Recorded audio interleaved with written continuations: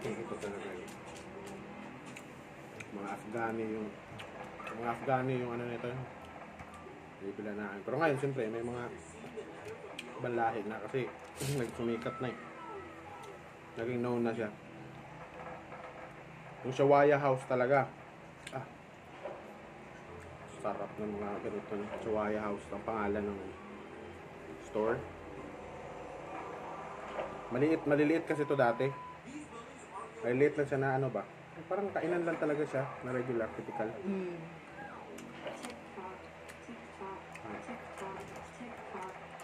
Kita siguro ng mga negosyante na.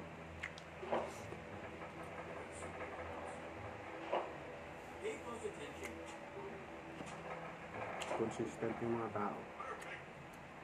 Kaya matataba ang mga pusa dun eh. Kasi ito, hindi mo ito maubos lahat eh. I-ano to ng mga Pusa. may mga pusa dun, walang problema, wala kang makitang payat na pusa. Kasi ang ano dun, meron dun dumpster. Hindi ganito gaya dito basurahan. Dumpster ang meron dun. Yes, baby. What's that? Oh. Truth. Truth will set you free.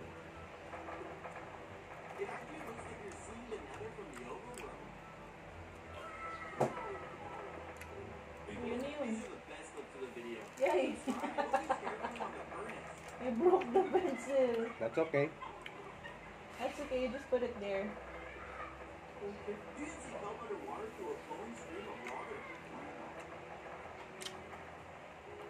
Awan, hindi kami nun ng coke. Bakit? Kasi mga coke dun, in can. Ah, pag inumukog ng Pag lamig. yung incan, sobrang sarap. Ayun. Iba yung lasa ng incan talaga. I don't know. Diba? Kesa sa mga ganito. Kahit naman yung bote at saka 1.5, iba rin. Pero yung mismo masarap din, ha? Oh, Kasi yung mismo, may inom mo lang yun pag sobrang uhaw ka na ewan.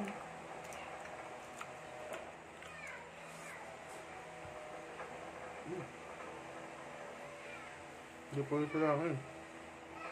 Bawat butil nito, piso.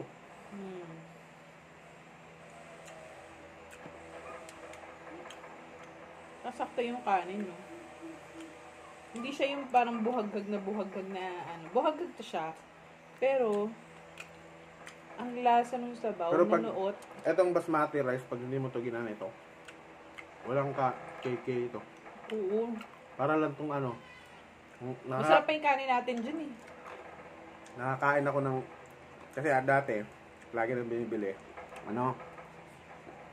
Yung 5 kilos na ano sa grocery. Na naka-plastic. Mahal yun eh. Yung nakapack siya ng maayos. Na pangalan. Mahal. Eh nung nasanay na ako doon, tinuruan nila ako bumili ng per kilo. Meron palang per kilo. Mura per kilo. Papatak siya ng Korea, ano. Basta. Mga 4 reals lang.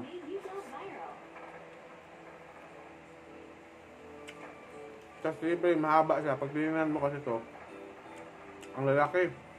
Dahil ko nga to. Mali ako, sinain ko. Hindi masarap. Nagsisi ako. Alam mo yung ano? NFA? Yan. Ganun lasa. Parang kumakain sa hapal. Yung NFA, kahit masarap ang ulam mo, hindi talaga siya masarap. Hindi ako ba?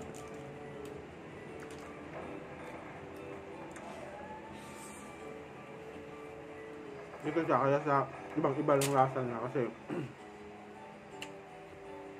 titimpla nila yung tubig. Isa ng masangkap, timpla. Bubuhusan ng tubig, tapos bubuhusan ng rice. Hindi siya para yung sinangag na rice na Yung kanin pala, na. yung sabaw niya mismo yung may lasa. Sabaw niya mismo. Kaya nuot talaga. Kaya pala. Kaya ibang-iba siya sa sinangag. Kasi sinangag, di ba? Kanin na, tapos saka mo siya Titimplahan. pipituhin. Pwede din sa akin. Ganun pala pagsaing niya.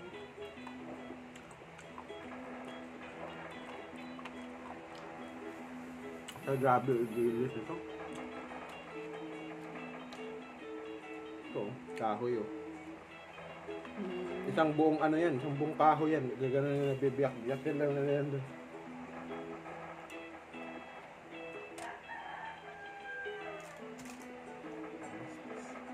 Pala ikaw pinag-order ko para yung shawaya yung na-order.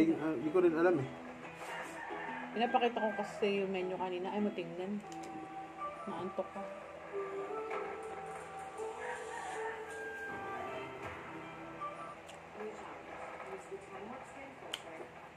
In-order ko na tayo ito, 1/4. Hmm? 1/4, 8 real. 1/4 ng bigas? Oh, 1/4 na ito. 1/4 na bigas, 1/4 din na. Isang plato. Ito kasi pang... Ang mahal ng extra rice na ganyan, basmati. Kapsa, Magkano? 80 pesos. Sabi no. Isang lagpas ng kilo. Kaya ang precious pala ng ano na yun. Mahal ang basmati dito kasi ang cut pa to eh, wala tayong basmati dito. Oo.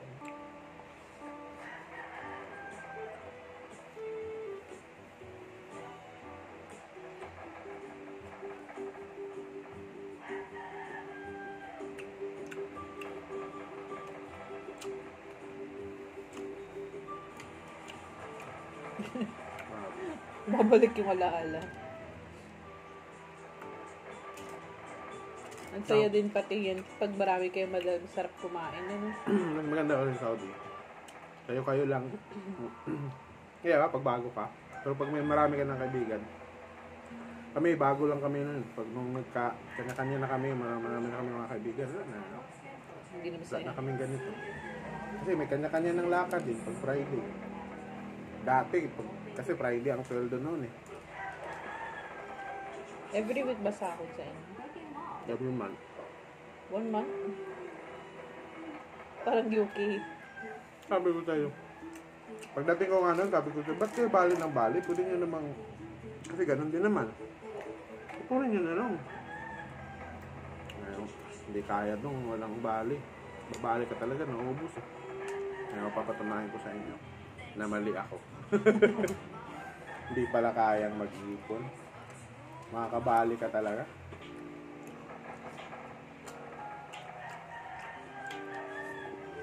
Kasi na, balbalin na. Dating nung... Actually, kumakain kami ng ganito pag yung... Sweldo, may mga lakad. Kasi pag laging araw-araw ka ng ganito, kakasawa. Nakasawa din siya. Dati nga yung point doon na ayaw mo na makita yung manok. Oo nga. Pili mo ilang beses na rin tayong ilang years na tayo? 7 na ba? 7 years na rin akong kumakain ng manok. Puro manok.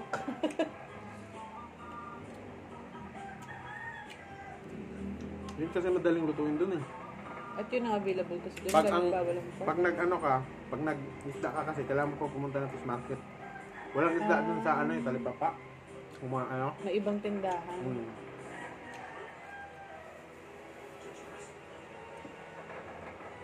Tapos ito, kasi hindi namin lagi sila nakakain. Kasi araw-araw, ito naamoy mo. Kasi kami, malapit kami dito yun. Yung ano namin. Malapit ng shop. Yung shop ko mismo, yung shop na natabaw ko mismo. Likod lang, ito. Ala. Pero yung tinitirhan namin, nandun malayo. Hindi ako nagla-lunch dito doon ng halik kasi, bakit? Walang AC. Yung mga typical na ganito, mga sawaya house, walang AC. Habang kumakain ka, kaya nga yun yung reason bakit din nagpa-deliver ako niyan. Nakita ko kasi yung setup ng lugar nila doon. Walang AC. O katingin ko, magsasuccess tong business na to. Sayang. Kakaput up pa lang yata yun. Shawarma nila. Shawarma kasi sikat sa mga bagets yan. Kasi ang sarap ng shawarma. Yung 3 to 4 person, naging 2 person na lang. Hindi na lang yung tira. Pero in fairness, ang solid ng manok. Yung parang hindi mo kaya kagad ubusin ng for Isang part lang ako. 800 pesos. Tapos, Lala Move worth 154. Kasi, sorry. Tayo lang naman yung kakain. Kaysa sa ano mo siya, ay, pupunta ka, May service plano na rin charge pa. pumunta, may service May charge may pa, table, charge pa. 50 pesos, plus yung i-grab mo pa. Tapos wala, hindi naman sila pala, yun nga, hindi mo rin mafe-feel yung ambience. Dapat may tindahan talaga rin sila doon. Para rin siyang stall eh. Dapat yung pag ka nang puput up ka ng letong business, pati yung tindahan mo, lalagyan mo ng picture ng king. King. Ayun, ramdam talaga eh. Data talaga. May mga Ganun picture yung, na yun. ganun yung mga Parang dun flag nila dun. establishment nila. May mga picture Picture ng king. Parang Tataka ka, presidente eh. para pareho mukha nitong mga may-ari ng na to. Kasi sino ba yan may-ari ng CEO. king yan, utong salita niya. Kailangan ko yan. Makikilala mo tuloy yung hari. Pledge of loyalty. Ewan ko lang kung ganun pa rin sila ngayon kasi naging open na sila eh. Oh, best.